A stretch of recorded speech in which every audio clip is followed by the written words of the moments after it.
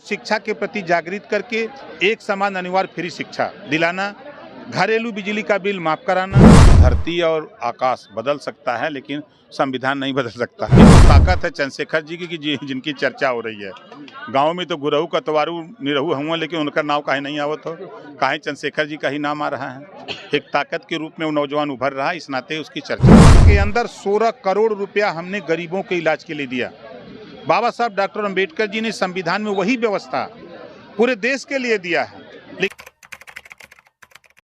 बिहार के सिवान में आए हैं और इस रैली में आए जिसका नाम है वंचित जागरण महाराज, क्या पर्पस है सर? देखिए, आज़ादी के 75 साल बाद भी आज यहाँ तमाम ऐसी जातियाँ हैं जिनके विषय में न तो नेता जानता है न तो पत्रकार जानते हैं। अब जैसे आपको मैं बताऊं तो आज तक राजभर की गिनती न रजवार की, न राजधोप की, न अर्कबंसी की, न बंजारा की, न बहेलिया की, नाई, गोंड, कुम्हार, लोहार, पाल, प्रजापति, इनकी गिनती नहीं है राजनीति में। इनको राजनीतिक हिस्सेदारी नहीं है। तो इनको जागृत करके इनको राजनीतिक भागीदारी दिलाना, इनको शिक्षा के प्रति जागृत करके एक समान अनिवार्य फ्री शिक्षा दिलाना, घरेलू बिजली का बिल माफ कराना। हम यहाँ प्रदेश में, हम लोग यूपी से आते हैं और यूपी में मैं विधायक मंत्री रहा। 6 साल के अंदर 16 करोड़ रुपया हमने गरीबों के इलाज के लिए दिया। बाबा साहब डॉक्टर अम्बेडकर जी ने संविधान में वही व्यवस्था पूरे देश के लिए दिया है, लेकिन यहाँ बिहार में ये गरीबों को जानकारी नहीं कि हमारे लिए इलाज के लिए पैसा जो बाबा साहब डॉक्टर अम्बेडकर ने संविधान में व्यवस्था दिया, वो व्यवस्था में जो पैसा है वो हम कहाँ जाता है, अभी गरीबों तक नहीं पहुँच पा रहा है। तो हमारी कोशिश हो रही है कि यहाँ राजनीतिक भागीदारी दिला करके पटना की राजधानी में हम अगली बार जो 2025 में चुनाव हो तो यहाँ से विधायक पैदा करके इन गरीबों का हक जो इलाज के लिए पैसा आता है इनको दिलाने का प्रयास करेंगे। सर, बिहार में जातिगत जनगणना शुरू है, ऐसे में आप चाहेंगे कि उत्तर प्रदेश में ये शुरू हो? हम माननीय नीतीश जी के इस फैसले का स्वागत करते हैं। हमारी पार्टी भी जातिवार जनगणना के पक्ष में है। जब तक जातियों की गिनती नहीं होगी तब तक जातियों को बराबर हक नहीं मिलेगा। बीजेपी में आप शामिल हुए हैं सर, क्या लगता है कि सर केंद्र लेवल पर भी जातीय जनगणना शुरू होनी चाहिए? देखिए, जितने लोग हम लोग साथ में हैं यूपी से, चाहे अपना दल हो, चाहे निषाद पार्टी हो, चाहे सुहेलदेव भारतीय समाज पार्टी हो, हम सब लोग पक्षधर हैं।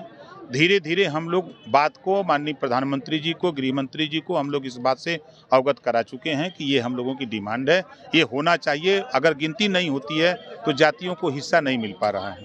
सर, आप भाजपा में शामिल हैं तो क्या लगता है बहन कुमारी मायावती प्रधानमंत्री बनेंगी? देखिए, मेरा प्रयास था, बात को उन्होंने स्वीकार नहीं किया। उन्होंने मन बनाया कि हम अकेले चुनाव लड़ेंगे, तो हम लोगों के लिए अकेले चुनाव लड़ने की बस की बात नहीं है। इस नाते हम लोगों ने जो तय किया कि गरीबों को थाने से, तहसील से, ब्लॉक से, जिले से बगैर सत्ता में रहे इनको मदद नहीं की जा सकती है। इस नाते हम लोग सत्ता की तरफ एनडीए में शामिल हुए। सर, आप जब भी मंचों पर जाते हैं भाजपा के खिलाफ बोलते हैं प्रखर रूप से, और भाजपा में आप शामिल हो गए। देखिए, जब चुनाव आता है ना तो ऐसे ऐसे तीर और बाण चलते हैं कि कैसे वोट मिल जाए। चुनाव बीत गया तो सब बात खत्म, जो जीता वो सिकंदर, जो हार गया अपने घर के अंदर। चंद्रशेखर आजाद के साथ सर आपकी जोड़ी देखी गई है, और ऐसे में मायावती के भतीजे आकाश आनंद जी कहे कि चंद्रशेखर कौन है नहीं पहचानता है, इस पर क्या आपकी प्रतिक्रिया है? ये तो ताकत है चंद्रशेखर जी की जिनकी चर्चा हो रही है। गांव में तो गुरहू कतवारू निरहू हुआ, लेकिन उनका नाम काहे नहीं आवत हो, काहे चंद्रशेखर जी का ही नाम आ रहा है। एक ताकत के रूप में वो नौजवान उभर रहा है, इस नाते उसकी चर्चा हो रही है। सर, एक आखिरी सवाल कि आपकी पार्टी उत्तर प्रदेश की है, तो फिर आप बिहार में क्यों आ रहे हैं? चुनाव आयोग यहाँ पंजीकृत है पूरे देश में चुनाव लड़ने के लिए। ये बिहार कोई के बाप का बपौती ना है, ठीक है ना। यहाँ जो है राजभर, चौहान, बिंद, केवट, मल्लाह, पाल, प्रजापति, कुमार, नाई, गुण, धोबी, धरिकार, पासी, खटी, खेला, कुजड़ा, ये इन लोग के हिस्सा मिले तक काकरा हम आई। सर, एक सवाल, रिजर्वेशन को आप मांग कर रहे हैं और बीजेपी जो है वो लगातार सरकारी संस्थानों को बेच रही है, प्राइवेटाइज कर रही है। नहीं, देखिए, हम तो प्राइवेट में भी रिजर्वेशन की बात करते हैं।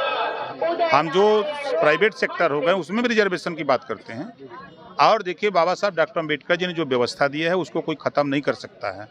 ये तो विरोधी लोग बोल रहे हैं और लड़ नहीं रहे हैं। सच्चाई है कि लड़ नहीं रहे हैं।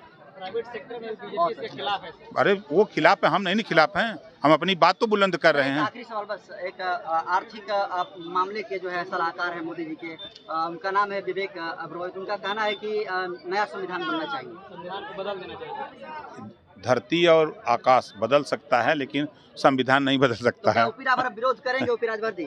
सवाल नहीं है, संविधान बदलने की बात ही नहीं हो सकती। अगर मगर 3 काम बिगाड़े 3, अगर मगर लेकिन काम बिगाड़े 3। चलिए बहुत बहुत धन्यवाद।